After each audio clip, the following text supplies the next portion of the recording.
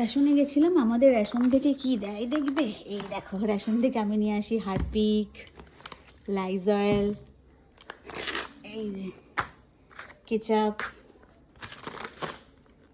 তারপরে হচ্ছে নিমাইল, আর এই হচ্ছে সার্ফ, আর এই হচ্ছে বিল। বিল হয়েছে মানে আমার ওখানের বিল হয়েছে 550 টাকা, আর আমার টোটাল হয়েছে 621 টাকা। আমাকে আরও 71 টাকা দিতে হয়েছে।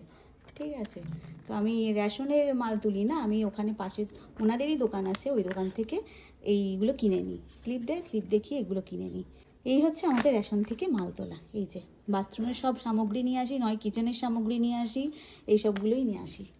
আর প্রসাদ কিন্তু আমি পাইনি, কারণ প্রসাদ শেষ হয়ে গিয়েছিল। একজন বলছে কি মিষ্টি ফিষ্টি আছে, দাও, কি মিষ্টি দেবে নাকি।